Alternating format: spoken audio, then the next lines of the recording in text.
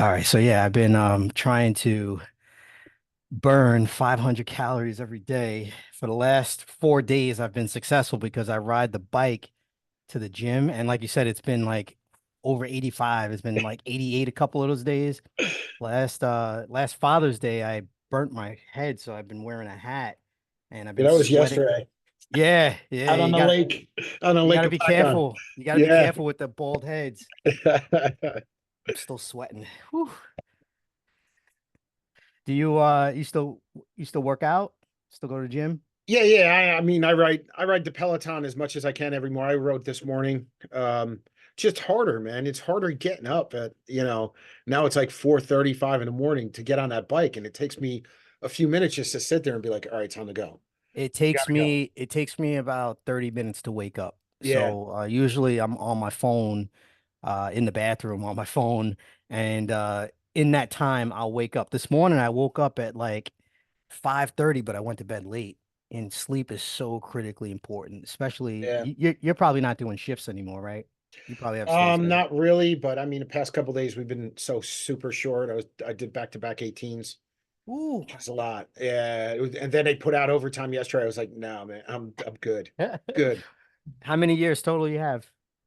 So I'm over 25. In the pension, I'm about 24, almost 25, 3 months short. All with the same department? No, no. So started my career Arizona Department of Corrections. Started out there. Um, Graduated on Friday. They opened a supermax on Friday. We half of my class went to supermax. So I did that, worked the violence control unit on a supermax, and then moved back to Jersey, dispatched, tried to get on the job, moved to Newark, worked there as a police aide, dispatched for another department, and then I got hired as a cop in Newark. So started in Newark, been up here now, in Boonton Township. I've been here 23 years, just over 23. Nice, nice. How So many members in your department? Approximately. so here, well, we just added a 14th, which was like a huge thing. There was 13 for the longest time, and I mean, when I was in Newark, my squad was 13. So yeah, it was a little getting used to, but I knew these guys, so I was kind of familiar with the area. The only problem with a small, did you know that most departments have less than 50 members? Like greater than 50% around the country, Yeah, yeah, I which think is wild. it's crazy. What's wild is every place in New Jersey, like New Jersey, like the Northeast is so different, right, than Yes. around the rest of the country, where they have these huge sheriff's offices and Yes. precincts, and every town here wants their own police department for their own reason. Yep. So and that's it's a good thing. It could be a bad thing, but it's also a good thing. I I just talked to a guy who lives in Westchester County, and I didn't know they have 40 police departments in that county alone, which is wild. It's yeah, really wild to me because in my county, we only have like four or five, yeah. maybe six police I departments. think we're like 31 in this county. Yeah, we're up there too. So do you have that problem of a lot of people seeking uh transfers to like how easy is it to transfer to another department? Um, Do you got to go Back through in the the whole process and day, whole academy again? no, no, no, no, no. Once you have your New Jersey cert, you can go pretty much anywhere. And there was a lot of kids getting on the job. They were going for the class 2 special so that they could get hired and get a waiver to get through the academy. So pretty much there was that avenue. So there's other avenues to get in, right? Or like the military. Instead of just going to a service academy, you can go to NROTC and stuff like that. It's kind of like that, the alternate routes, this class 2s, and then they were able to get hired. Transferring from department to department, you don't see it a lot. Here in Morris County pays pretty well. So you don't really see a lot of hopping around. And I mean, you always have those times in your career you're like, man, I can't do this. Or it just gets tough coming in, and maybe it's leadership. Yep. And you're just not clicking. I mean, I've had 5 chiefs now in my career here. I can remember one. I mean, unfortunately, you driving to work and you have that pit in your stomach, man. Yeah. It's like I don't want to come to work. Like a Yeah. job that I love, and it was like takes everything out of you, and it's crazy. Like how much one person can change an entire organization. It really is wild. I never went past the point of patrol slash investigator. So I always said who's at the top doesn't really affect me that much because I Yeah. always looked at it as, oh, they're just passing in the wind and I'm gonna outlast them. Yeah. So their policies never really affected me that much. Um, I think I mentioned that I cracked open the supervisor PTS patrol study guide, and I looked at like the first question. I closed it. I said, "Nope, not for me." And you know that, here's the thing. Like when I got on, I was like, I'm gonna be a road dog for life, man. I'm gonna be on the road, I'm gonna stay on the road. And we had a chief and a detective at the time when I came here was like, hey, I want to go back on the road. So he went back on the road and they were like, oh, there's nobody to put in there. You're too green. And I really wasn't interested at that time. He's like, so you respond to a call and it's your case. So if it needs investigations, it's and um and I was like, really? So I started doing that, but I ended up loving it. I ended up, and I know I think you were talking to Terry Dwyer, and he talks about investigations and interviewing. And man, I'll tell you, I just it became my thing. I took every class, I became a crisis negotiator, every just so I could talk to people better, just so I can be able to have that gain that rapport with people and be able to interview better because Yes, it is such a huge part of this job. it really is. And I love doing investigations, and that's become my, what really became my niche. And I started taking other people's cases. And then finally we were getting hammered by this burglary crew that was going all up and down New Jersey and Connecticut. And um it ended up being our case. We ended up getting a plate off a car one night. Nice. And then I was like, you know what? When they reopen that detective bureau, I'm going to make sure that there's no way in hell anybody else is even close to being qualified for it. I took every class I could. I could every interview class, every investigation class, surveillance school, you name it, I did it. And sure enough, that burglary crew came through. It ended up being my case. And in the end, they reopened the DB and there I was. Nice. Nice. So So how many years as an investigator now total? so that was in that I did 3 years, early 2011, 2013. Um, and politics got in the way. Yep. I was back on the road. I learned how to navigate Netflix very well. Yep. Yep. I did my thing, but I was always proactive, like Did you go through a little period of being bummed out, being pissed off. being Yeah. pissed Oh off, yeah. bummed out? Look, Yeah. and you talk about transferring, like I applied and I was number one on one of a prosecutor's office list, and somehow it got back to the chief at that time, and he came in and sat in my office and he says, he's like, oh, you just don't want to go back in the road. And I'm like, okay, here we go. So I'm like, look, I felt like what you did was a slap in the face. I said, you guys have 120 cases in the queue. Like, don't make me come in here, do all of this work, and right before it gets good to where you could start doing proactive stuff, then I'm gonna get thrown on the road. And the day he came in here, I remember him as clear as day. He sat in that chair and he said, he goes, January 1, you're going back on the road. And I literally did this. I was here. I go, okay. Turned around, I started typing. And I could I see my lieutenant, he's like smirking, like he's ready to die laughing. And the chief just goes like this. He goes, that's it. I'm like, you want me to start yelling and throwing stuff? Like, you tell me I'm going back on the road, I'm going back on the road. Right. It is what it is. Right. What kind of But reaction do you want? yeah, like what am I gonna do? Yeah, you made your decision. I wasn't part of that. You didn't ask me. And one thing leads to another. And that lieutenant at the time, he became chief, and he said one of the first things he did was he's like, you're going back into DB. He knew that's what I wanted to do. He knew that's where my love was. That's why I didn't promote. Like, I mean, these guys know me here. I don't do anything half-ass, right? I'm 100 miles an hour all the time. So if I wanted to promote, I would have taken the test. I would have finished my school. I would have done all of that. But it didn't interest me. What interested me was what I'm doing, and that was I like the investigations. investigative bureau myself Yeah. too. As you know, I was in special victims for a little while. Then I was in the general detective squad, Next stop is electronics, hopefully, fingers crossed. And yeah, that's what I'm excited about. I'm excited about the next, few more years. I got about maybe 5 to 6 left, and I'll still be young when I retire. So a lot of people ask me when I'm going because I got 26 years in. They're like, when are you leaving? Yeah. It's nearing time, but it's not time yet. I'm still enjoying the work. So on to go ahead. Yeah, and I mean that's where I'm at, right? Like I'm nearing the end of my career, and I want to leave while it's still good. I want to Right. leave like while I still enjoy the job and everything. I don't ever want to hate this because it was such a.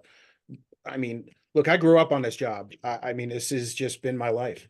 So it's ups, downs, and everything, and it's been a crazy ride. But I want to leave on a high note. I love talking to guys from the Northeast. It's just different out west.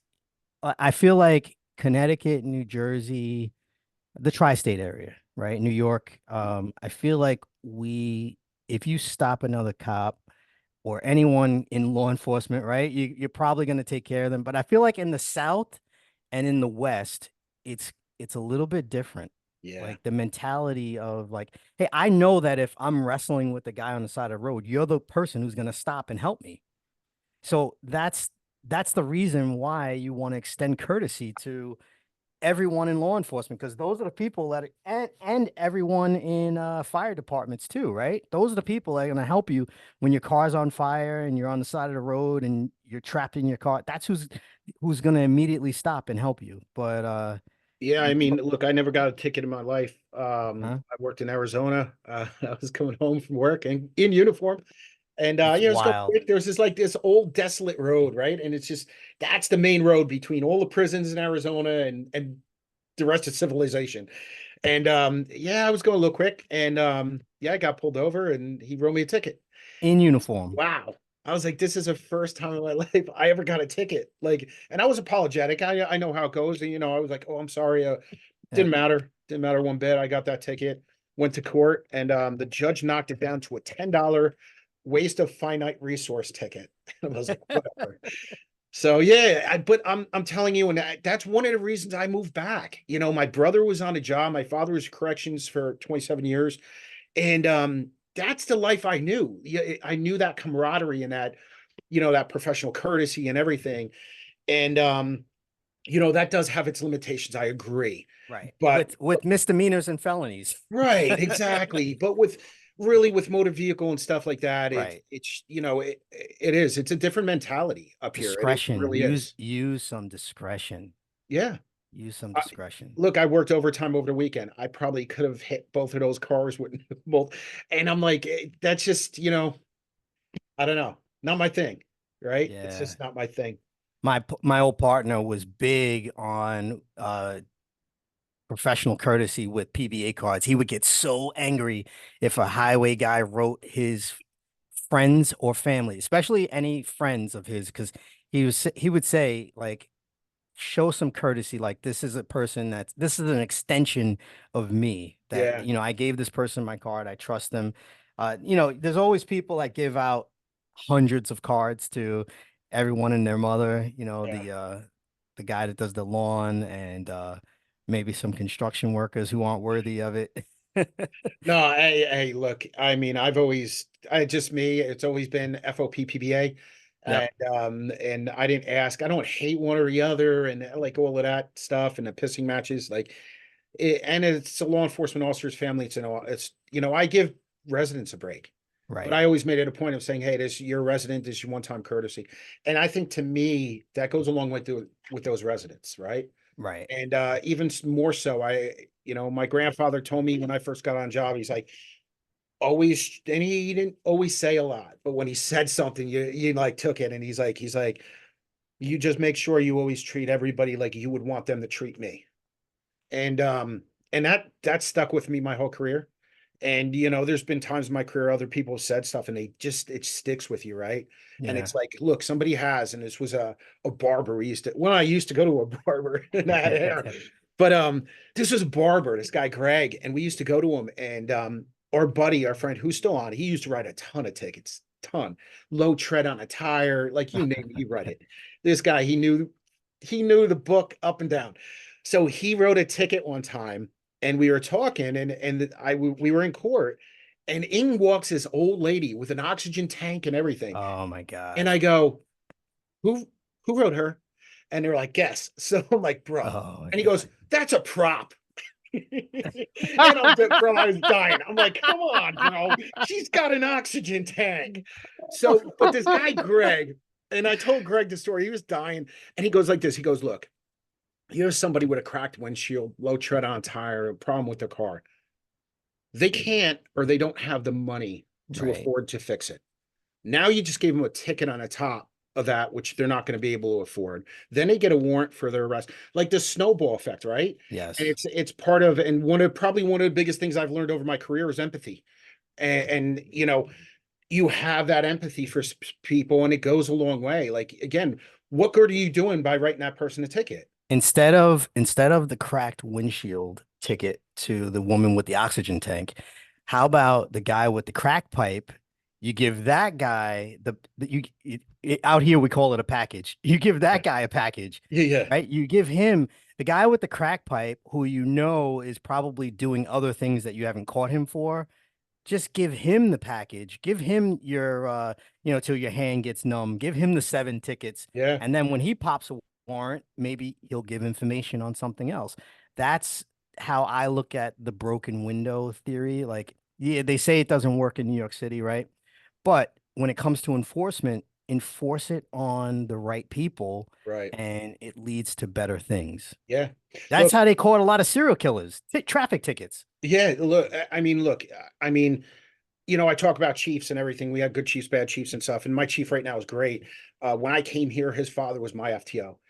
When he came here, I was his FTO. That's Now he's my cool. chief. We crushed it. We were partners for a long time. I mean, we literally crushed it. We had K9 out every week, and the K9 guy would joke with us and be like, I knew you guys were working because we'd be out and we'd be hammering. But it's who are you writing? Like, and you Right. look at like me personally, I try not to write residents. Right. Those are the people, I'm here for. And to me, in 2020, when things were so bad for law enforcement and you had all of this stuff going on and everybody hated cops, and here you wouldn't have been able to tell.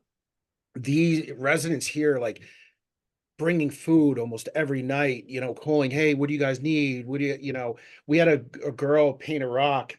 Oh, I'm just saying it's a girl. I would assume because it had little flowers on it, but who knows? Yeah. So, but painted this little rock and said, thinking of you guys, and put it outside by our door. Didn't like give it to us or anything.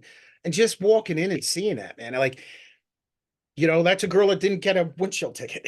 You know what I mean? Right. Those people, you show them the respect and they're going to show you the respect back. And it goes Same, same, so long. same sentiment in 2020. Like you were watching all of this hate, but it was the same sentiment on Long Island. Long Island residents love their police officers because we all live here, we all work together, and we all know that we want to keep the island the way it is. We don't want it to turn into something that it's not. So we don't want it to become an extension of New York City.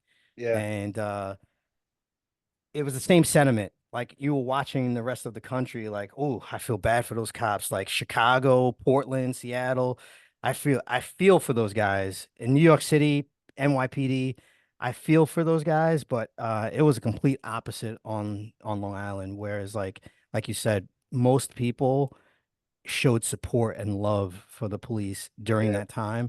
And it really carried us through a dark time. And like things are starting to get better, but with bail reform, I try to stay away from politics and stuff. But uh Yeah. oh I say the same damn thing about politics, right? But we're public employees. yeah, we It's are. tough as much as, and being a union rep and everything, Yeah, like it's tough it's not to be tough. involved in politics. It It's really tough. is. I always just say if you have the best of intentions, then that's, and the integrity, that's what counts. Bail So reform changed the game. That was yeah, another game changer for policing. I thought crime would go through the roof, but it seems like just larcenies went through the roof, right? yeah, Because like no one's getting prosecuted. They're getting let go right away. No one's getting prosecuted for larceny. So it's like you can steal as much as you want, but that I feel like leads to other problems. Yeah, what was it, years ago? I think when they did that study in New York City and they attacked the quality of life issues, right? And it was, Broken window theory. yeah, they put the, okay, quality of life issues Yep. is what's going to cause all these other things. And they went after it and did. They made a huge impact um on crime and everything, right? So it did help to that extent. The bail reform thing, like if they know they're not getting in trouble, and what's the deterrent? Honestly, what's a deterrent? Did you have any college credits? Yeah, I got about 117. I've gone to school for about 10, 15 years. So yeah, I mean, I probably have like three doctorates by now, but I gotta finish. I'm like literally this close. To bachelor's? Yeah, bachelor's in criminal Okay. justice administration. I got my associates in criminal justice, and I remember a political science teacher who's really good because I still think about him to this day. And he did a thought experiment on how we could get rid of jails in just a few years. And I spoke to an officer overseas, over the pond in the UK, and they don't jail as many people as we do. They monitor people a lot, and I think if we used more ankle monitors, like, hey, you lost your right to privacy, right? Because you committed a crime. We're not going to put you in jail, but we're going to monitor you. And certain level offenders, like sex offenders, maybe they get a personal drone. Yeah. Like why not? Why not? Look, so I've been on loan now for 3 years with Homeland Security, and I do child exploitation and stuff. Yes. So I've been doing child exploitation with Homeland Security for a while, and federally, once we charge them, and they immediately go on a monitor, until their comes up and everything like that. I'm not against the whole GPS sex offenders at all. You know how I mean, many burglary guys we've caught oh that yeah, had ankle monitors on when they committed the burglary? yeah. Look, I honestly, to me, I'm not against it. Yeah, I'm not against it whatsoever. I mean, I think that you talk about a deterrent when you know you have a monitor, you have to be here when you have to be here, and somebody's watching you 24/7. Yeah, then Yeah, that's gonna be I a think if deterrent. they increased that program, ankle monitors for all violent offenders, um, and all chronic offenders. So if you're a recidivist or like a repeat offender where you keep committing larcenies and they know that you keep going into Dick's Sporting Goods and you commit a petty larceny, say it doesn't rise to the level of felony, right? But you're doing this all the time Yeah, and they keep catching you and they keep kicking you out. I think those people should be monitored. Maybe or maybe give them a tougher jail sentence, right? At some point, you gotta say, all right, enough's enough. yeah, I feel like we don't hold the court systems as accountable as we do the police departments. The police departments have this spotlight on them where it's like we're doing our job, we're arresting them, um, but the court's hands are tied yeah. also. Look, I mean, and we talk about how political it is for us. You go to a court level, the county level, it's totally different, right? Right. So, and there's probably no more political thing than our courts right now, and they're appointed by political politicians and stuff. Yes. You know, I I don't know. Everybody talks about, hey, the pendulum's going to swing, the pendulum's going to swing, I and believe it will. I believe it will. yeah, look, I want to have belief that it will, and that things will get better because things are pretty much a mess right now, and I would hope for the guys who are coming up. I would hope for them that this job gets better. Um, it's been tough, man. It's definitely been tough. 2020 was really turned things around and really opened my eyes as well to a lot of stuff. And um, and now here I am, right at the end of my career, being ready to go. So it's been a lot, man. It really has. It's been they talk about the PTSD and stuff like that, and I know you're talk about a lot, and I never really gave it much thought, and now doing the child exploitation stuff and all of that, it hits you, and I'm a big advocate for going to speak to someone, um, even if it's just a couple of sessions, just like yeah, get comfortable with them and get things off of your chest and go talk to a professional. And you just you feel better because you don't realize all of the things that you've absorbed and all the secondary trauma that you've experienced just dealing with other people's trauma. You just don't realize it. And then once you start to like peel away the onion layers, you might find yourself breaking down and crying in front of a grown woman or a grown man um, in the privacy of their office. And I think more people need that, and they just don't realize it. So anytime I can mention, uh, there's also online service, BetterHelp, which I wish would sponsor me. They're not sponsoring me yet, but Yeah, I wish they would sponsor my podcast because I always mention BetterHelp. You can just basically like do a telehealth and just have like a professional talk to on the other end. to me, it's like guys deal with things differently, right? And Yep. I've seen, unfortunately, police suicide and stuff like that, and I kind of feel like you have to be wired for that, right? I don't think there's ever been a time in my career and things have been up and down and things have been pretty bad sometimes, and that it's never even crossed it's never even come into my mind. Um, there's so many different things you can do. Luckily for me, I have an amazing wife who's been with me since day one, right? She was with me when we started dating when I started dispatching. She's been through this whole ride. And I know Terry talked about it too, about his wife and being the hero and stuff. And she might not always understand what I'm going through. Um, she might not always get it. And I don't go and tell her everything either because that Right. could traumatize Right. her on top of it. Right. But You don't want to be a garbage truck no, dumping. man, no, no, and that goes for my whole family, and I have amazing family and amazing family support, and but that girl's been with me thick and thin, ups and downs, round and round, and I always said, man, I have such a respect for those law enforcement officers' wives who who are there, and they really, I know what they go through. I know what it's like. I know firsthand what it's like, and the stress that they get, that secondary stress and everything on top of it. And again, there is times where maybe she hasn't understood what I've been going through or anything like that, but that girl's been there since day one. And How you many know, years married now? oof, 21. 21. God Yeah, bless. it'd Did you be do 21 anything this for year. the 10th anniversary and for the 20th? Um, 10th we did how it goes over the years, like, right, things, holidays aren't the same, like you don't go all out and stuff Right. like that, Right. and we're planning on something once I retire and we move on. Look, I mean, things are tough. We live in North Jersey. I have four kids who all compete in sports, some at a high level, so it's our money goes to that, right? And we kind of take that back seat. We connected on wrestling. Yeah, Yeah, my son became All-American when he went down to Wildwood, the tournament that they have in Jersey.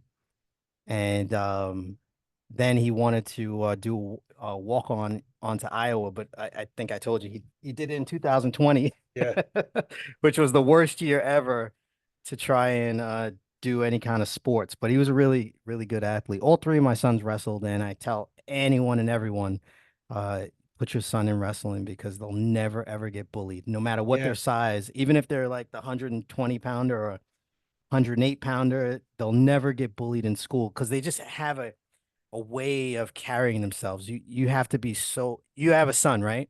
Yeah, so I have a daughter. She's the oldest, and then I have three boys. Three So and boys, they all wrestle. and they all Yep. wrestle, and they all carry themselves with a certain level of confidence, right? I've never Yeah. met them. I mean, I've never met them, but I know that they walk with their heads upright. Look, it's different. Like even when I went to school, I mean, I played football and I wrestled, and some of those wrestlers I still talk to. Like it's different, man. You have that. It's a different mentality where these guys they stick together. That is your brother, right? And you stick together. And I mean, luckily, who would have knew? My oldest boy, New Jersey State champ last year, or this Hey, year that's actually. awesome. That's Yeah, awesome. yeah, yeah. He's and he's only a junior. He's gonna be a senior next year. He's nationally ranked. I think he's fourth or fifth in the country right now. State And champion is such a high level. For the people that don't understand wrestling, that is the highest level. And then once you go to college, the kids you're on the team with, they're all state they're champions all state too. champions, right? Yeah, yeah, yeah. So, and luckily he's committed. He committed to Navy. He'll be going to Naval Academy to wrestle for them. But look, I mean, it is a high level, and in New Jersey, California, there's only a few states that has one state champion. It's a Right, single state champ, and right. and there's something to be said for that too. And people know that around the country, they know that. But yeah, Yes. once you get to college, they're all state champs. Like It's it's wild. It's game on. wild. Yeah, it's game on. Yes. And then you have another kid. You might have one or two other kids who are state champions and they're vying for your same weight class. Yeah, And absolutely. and you have wrestle offs to see who's gonna go out onto the mat against that other team. Yeah, I mean, it just gets more and more competitive. Yeah, Like and you never, the cream rises. yeah, it never, it doesn't go backwards, right? Like you're not going back and being like, oh, now I'm going to be able to blow through all these kids. Nope, No, it's nope. not happening anymore. So Nope. not at this level. You have to level up. You have to Yeah. level up your game. And that's one of the beauties of collegiate sports and then competing on the world level. What does he want to do post Navy? Does he know the plan? Um, so we're still talking. He would like to go special warfare. Okay. But he's going to go to school for cyber operations. That's beautiful. Smart. I mean, you look, that's the smart thing to do, right? Yeah. No, cyber's not going anywhere. If anything, it's going to get bigger and bigger. You have a degree from the Naval Academy, in cyber. I mean, you're gonna be all right. Yeah, Right. you're gonna be very, very good for the rest of your life. I thought about getting into computer programming myself. Just I looked into it, just like taking some online classes from Google. Yeah. Just as like my post career, I would love to just have conversations like this every day and talk to Yeah. people. And but I also know that that's kind of like a dream, like becoming an actor. It's Yeah. like Yeah.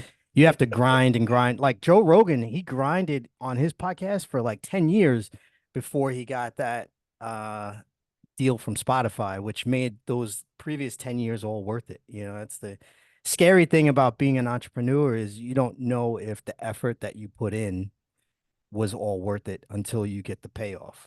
And Right. that's the scary thing about it. The safe way is to go and take another job where you work for someone. That's the safe route.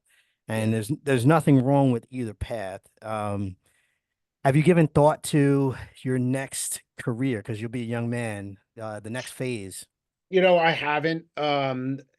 I doing the child exploitation and stuff. I would have liked to stay in that area, but in a private sector, like supporting law enforcement in some way. Child advocacy, maybe? Yeah, well, more so the technical side of it. I do digital forensics and stuff like that. So more of the technical side of it, where they're creating these a lot of the software programs and everything that we use to do our Yeah. right. So that would be great. Really anything supporting law enforcement. What company I think supports law enforcement the most is Axon, and I wish they would sponsor me as well. Yeah. But do you guys use evidence.com to store No, your, you don't? no, Okay. we have an in-house system that's through our CAD and stuff, Okay. and then we Okay. use Safe Fleet for our cameras. And are you in your unit, are you having to view images of child porn? Yeah, That's dark. yeah. Yeah. I always Look, said when I was in special victims, I always said that that job was harder than I always said that digital forensics was harder than actually talking to the victim. see, for me, and it's funny you bring it up because I've talked about this before. Um, for me, I can compartmentalize seeing an image in a video.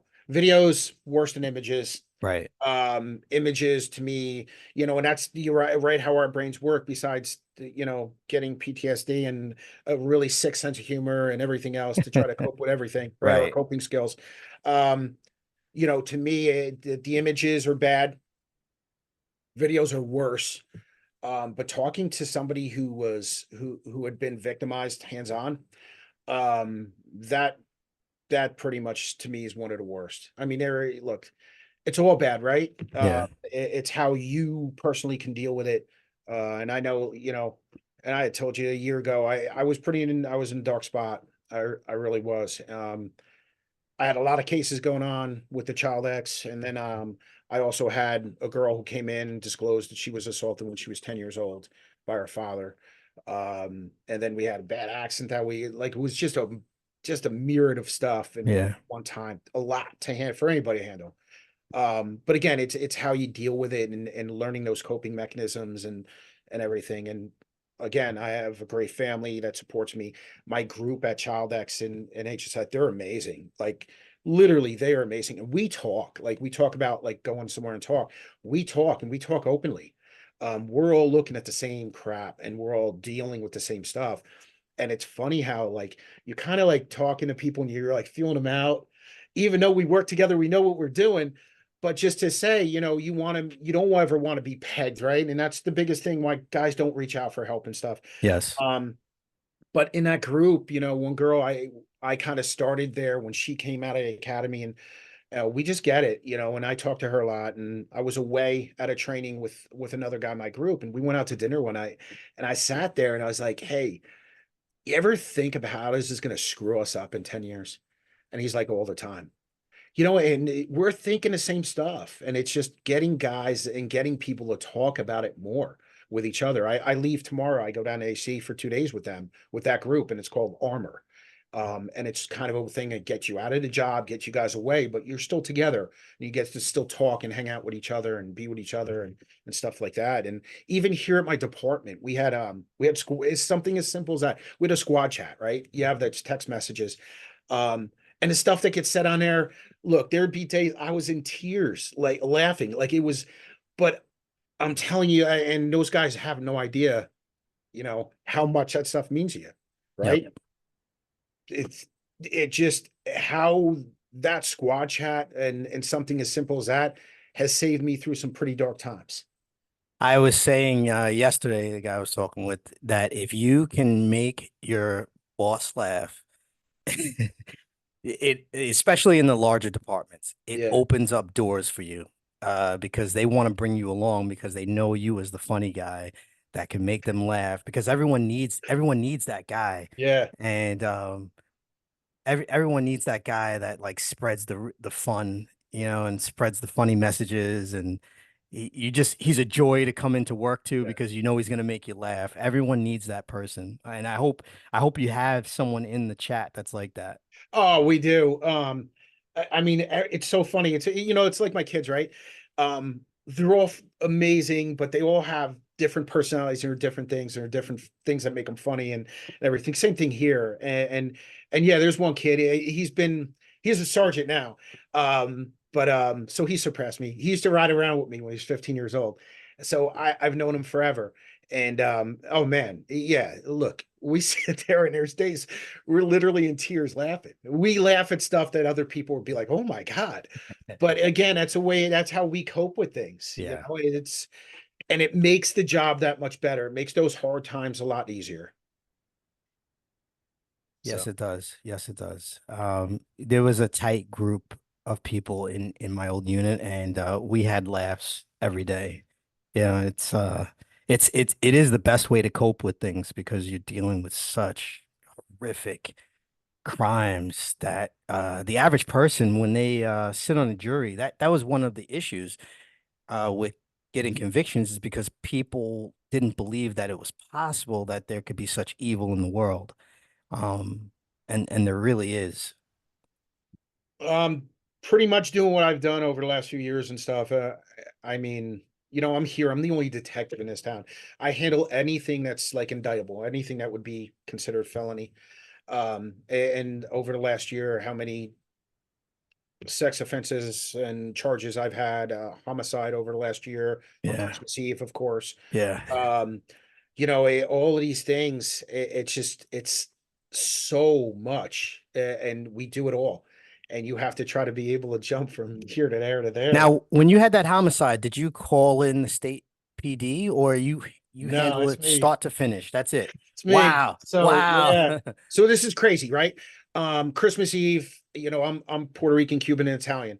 So Christmas Eve is the big Puerto Rican feast. Great mixture. Go down to Newark. I pick up the pernil. I pick up all the food. I have my two older kids, my daughter, my son. I'm like, hey, you guys want to go for a ride down to beautiful Newark? And they're like, yeah. So we get in the car. We go down to Newark. I'm driving back. We're driving back from Newark with the food. I got probably 20 people coming to my house at night. Of course. And that our funny guy, right? Sergeant calls, and it's funny because every damn time he calls me, it's never good. I love the kid to death, but it's never good when he's working him off. So he calls me and he goes, um, so and so, pretty much we had a homicide, and you need to come in. And I was literally right before the exit that I would have had to take anyway. Yeah. And I'm like, literally, I pull off, fly down to headquarters. I'm like, somebody's got to meet me with the keys to at my office. And we get here, and I tell the kids, have a good Christmas. And that was it, and then we worked it. So no, we work it. Sheriff's office comes in, they do the crime scene and everything, and then prosecutor's office comes in. They'll usually assign a detective with you to work through the case with you. Okay. We just wrapped that up. So we're waiting for it to go to grand jury and then trial and stuff. So Good luck. yeah, thanks. It's a lot, but again, we do it all. We do everything here. It's And so it's funny, wild. right? So the homicide and going in the scene, and I'm not saying this, to seem insensitive, but the child exploitation stuff and everything, that bothers me more. And Yeah. you go into a homicide scene, and it's like, it's just kind of like, okay, it's work, right? And Yep. you kind of, it's funny what you get used to. I used to talk to a medical examiner, a guy that worked for a medical examiner's office, and I was like, the smell, like I just can't do it, right? And I was like, how do you deal with it? I go, do you just get used to it? He goes, you never really get used to it. You just learn how to deal with it. One of the funniest guys I know works for his Instagram handle is Overtime Killer. He works for the medical examiner's office and I think they have two or three guys that pick up the bodies for a county of 2 million people. Wow. So, they're always getting overtime because it's not just homicides that they're picking up bodies for. It's everything, every type of death. And he sends me stuff. He sends me so much funny stuff on Instagram.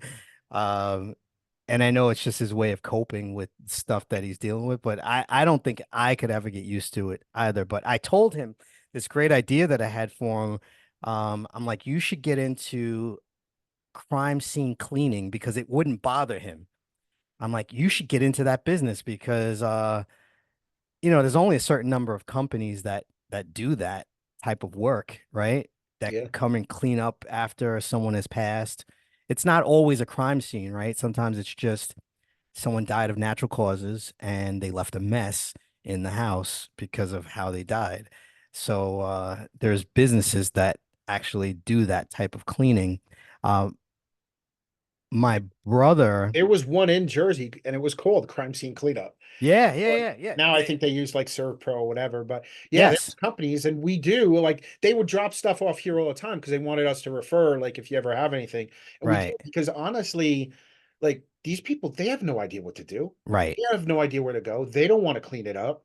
right. So it does help. I mean, yeah, That type of business, I think, will never go out, and funeral and anything with babies never yeah, goes out of business, right? Because there's always people being born, always people dying, and the in between is the hard part to figure yeah. out. Oh, absolutely. Peter, it's been Absolutely. a pleasure. I love talking with you, man. Yeah, man. I have to come to Jersey to some conference or something just so I could shake your hand and interview you in person with the cell phone. Yeah. I did one recording like that. You're not that far from me. So I'm definitely gonna make that happen. I just don't know when, sometime in the next 12 months or so. Um Hopefully I'll be retired by then. oh, all right. I have to catch you before you retire. Yeah. How much longer do you think you have? Well, I can leave in 3 months. I could leave in Okay. October. So Okay. You know, One bad that's case. You're one bad case away. that's what I don't want, right? Yeah, I Yeah. want to be able to leave on a high note and Yeah. everything and just put a closure to this. You know, I went to a buddy of mine, he just retired the other day, and I went I've known him most of my career, and I went to his and he did that walkout, which that's not really my thing, Right. but he Not did a mine either. walkout. Yeah, he did a walkout and you know, it just kind of everybody almost lost it when he went over to his wife and he hugged his wife and his kids and stuff. And I mean, you don't mean to, but you take your family on this journey with you, and Yes. I'm more than grateful. I used to joke with a guy. He used to say a guy in Newark. I was like, hey, how you doing? He's like, I'm blessed. And I'd laugh. I was 20 something years old. I'm like, what does that mean to me? Nothing, right? Yep. Yep. And yeah, I mean, I really learned what that means to be blessed, and thank God I am. We really truly are, aren't we? Oh Yeah, man, like we're and still breathing. yeah. We're still healthy. Your shoulders look nice and round. I know you're working out still, so you look good, brother. Yeah, And thank you, man. God bless your family. Thank Thank you you. so much for coming on. I appreciate you Thank you. having Appreciate you the having me. yeah, I appreciate you So, having just the wherewithal to be with me. I yeah. appreciate it. All right, brother. We'll talk Take care, soon. man. Yeah, take care. It's good Take talking. care.